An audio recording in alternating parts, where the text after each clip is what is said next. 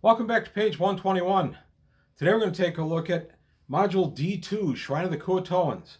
This is going to be out of the GDQ 1 through 7 series, Queen of the Spiders.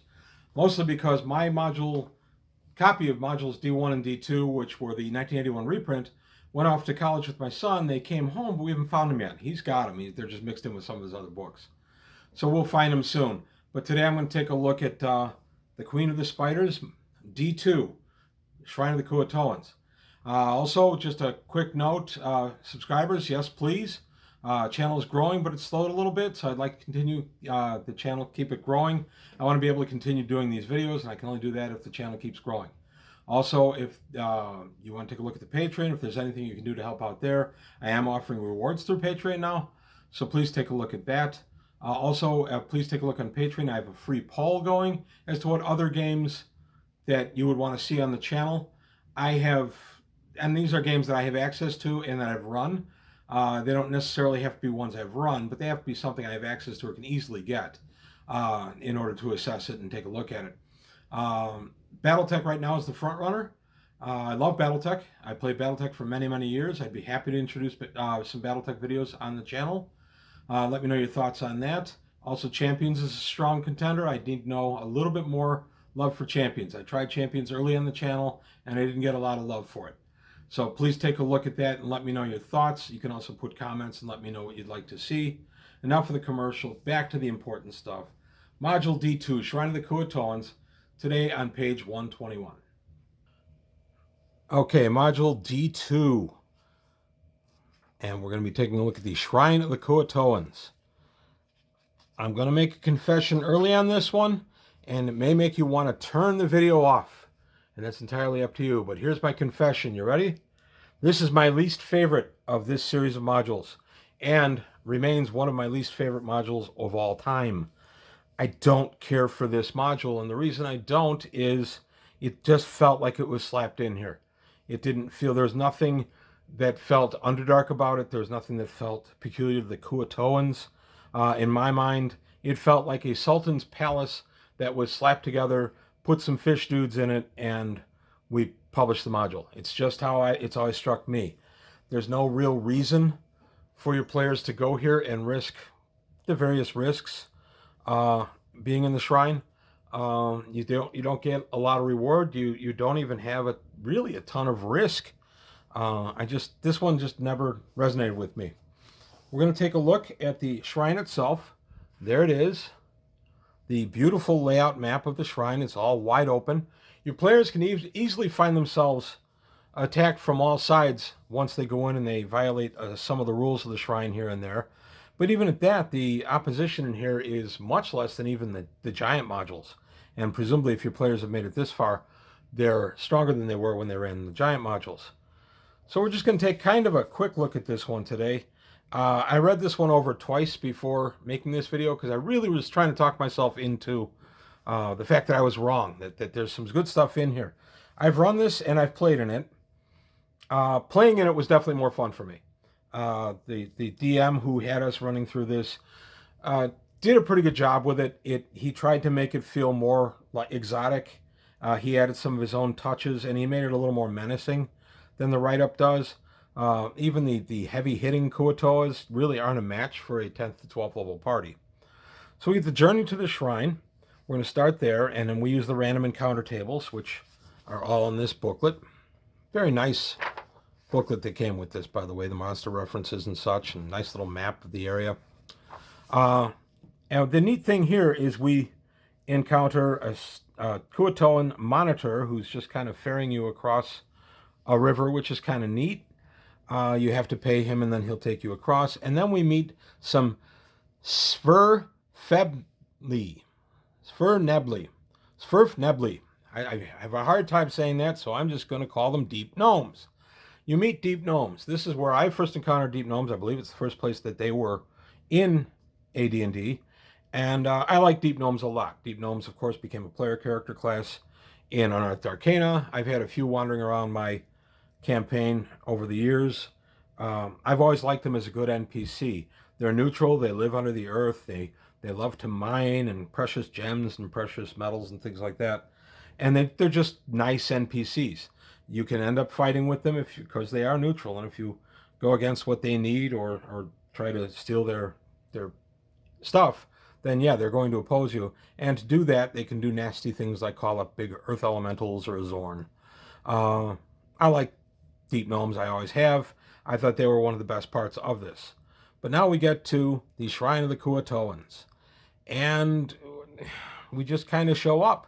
And the Kuo-Toans don't like the drow, and they can give you some information against the drow, but not a lot.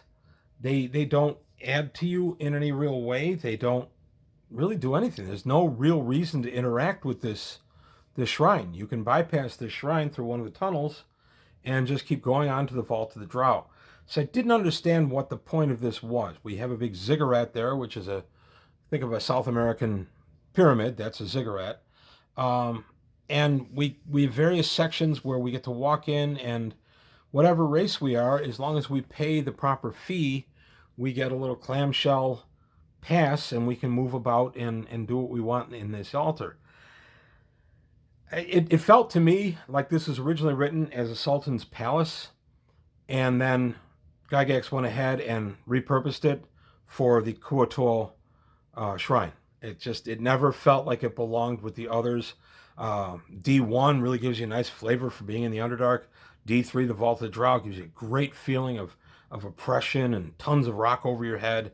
This one just kind of seems like you're on a weekend. We do get to meet, I'll give a try for this name, Bilb Dul Poop, the Sea Mother. That is the goddess of the Kuo-Toans. She quickly became Bilb Dul Poop at our table, and I'm sure we weren't the only ones that made that joke. She is the Sea Mother, and there's a big statue over there. And if you stand on the base of the statue, touch one of the claws, and say her name, you're instantly whisked into her presence. But this is not a beneficial kind of whisking. You are brought there, and you have to pay 60,000 gold pieces in pearls to get out. You must offer her between 10,000 and 60,000 gold pieces in pearls, or double that amount in other gems. You throw a die 6, multiply it by 10,000. This is one of Gygax's no way to anticipate, no way to get out of it. I'm going to take money from my players things. I never cared for those. Those were prominent in the early days of AD&D because it was always all about separating the players from their money. Okay, she does nothing else. She helps you breathe underwater, and then you pop over there, and if you can't pay, she puts you under a gauge, and you can't fight against Kuo-Toans or work against their purposes. Okay. We meet a lot of Kuo-Toan guards who let us pass as long as we've got the right clamshell pass or whatever's appropriate in this area, or we pay to get it. They let us pass. There's no real strife in here. And even if there were, the Kuo-Toan guards, there are 8 of them at 2 hit dice. The leaders are 3 hit dice. And the herald, the big guy, is 6. Presumably you're 10th to 12th level by the time you've made it down here. This isn't really much of a challenge. So, okay, we have some nice malachite statues of the Sea Mother. And we have the Kuo-Toan Chief Whips. These were 6th level cleric, 6th level assassins. There are 6 of these guys. This can be a challenge. I kind of like the idea of Kuo-Toan assassins. I have used that in other games. It's just a cool idea. So a cool idea is a cool idea. Then we kind of get to the private wing where, of course, you're not supposed to be. And this is the personal pool of their head priest and ruler, Va-Gulg. And it's here that he entertains honored and important guests. It's beautifully decorated. There are a couple of fighters waiting to flank him. He has a private pool that he swims in and greets his guests. There are secret areas. There's some treasure to be had. We have various other quarters here. We have a paladin who's been captured. So you can help free him. And that kind of is neat because then you can free him, and then your players kind of have a dilemma. He wants to go to the surface maybe, and they want to continue on to the Shrine of the Vault of the Drow. What do you do? What do you do? That could be a good role-playing opportunity there. Our Kuo-Toan here, the lead guy, Va-Gulg, his 10th level assassin cleric. This guy reminded me of Lareth the Beautiful from Temple of Elemental Evil a lot. and he's their lead priest. And I thought it was curious when this was written, or when I first read it rather, that their lead priest is a male, and all the clerisy really appears to be male. I realized they didn't want to make him female because that's the deal the Drow have going, but I thought it should have been mixed, and in fact, when I've run this, I have made it mixed, male and female. So we get some meditation rooms, training rooms, fighting instruction rooms. We get a library. Library is where the best treasure in this particular module is. Um, Inside, there's a box, and you have to touch a magic fire and say a command word to get the box out safely. There's a manual of gainful exercise, a tome of understanding, and a grim grimoire, which is basically will allow an assassin to level up 1 level of experience after reading it for about a month.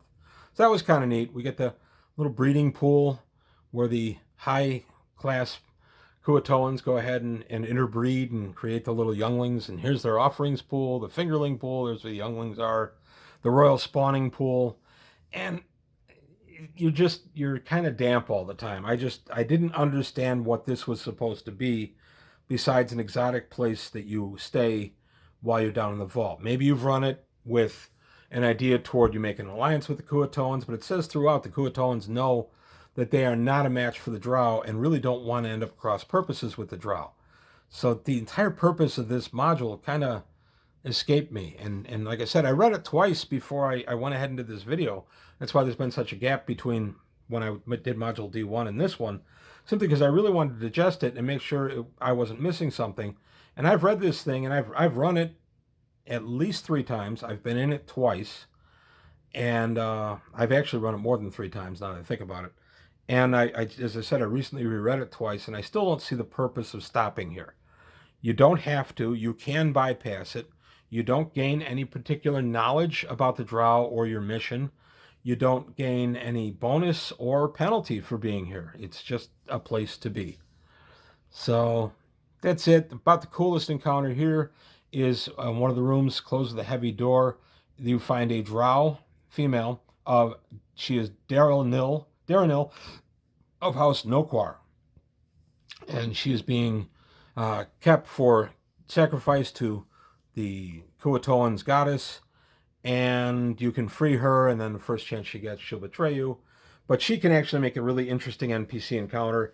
And a good chunk of why you would run this, I guess, would be to have your players meet her, and then she would take them to the Vault of the Drow, mostly to ensure that she gets back safely, and then betray them at an early opportunity. If she's role-played, and I've done it, if she's role-played well, she can actually become quite engaging and then betray the players. And even though the players kind of see it coming all along, it can still come as a bit of a surprise to them. So she's about the high point of this particular module. And that's it. It just seemed to me like a module to put in before you get to the Drow Kingdom. So that's my take on it. Tell me why I'm wrong. I'm 100% wrong. Boy, I've underestimated this for so many years, and here's why. Comments are most welcome. I'm not debating you can have fun with this module. I have had fun with this module as a player and as a DM. I just feel that this module would be better if you just pulled it out, put humans or elves or whatever in place of the Kuo-Toa, and did it as some kind of Sultan's Palace rather than deep in the Underdark. I never got a flavor of the Underdark out of this particular module. But that's it. Tell me why I'm wrong. Tell me why this is the one that makes the whole set work. I did like meeting the Kuo-Toans, and I have used them many times in my campaign, so it's worthy for that. But that's about it. So that's it. We're going to be in the Vault of the Drow next. I'm excited about that one, and that's all I've got to say today. So if you liked what you heard, please like and subscribe. Give me comments as to why I'm wrong. And that's it. I'll see you next time on page 121.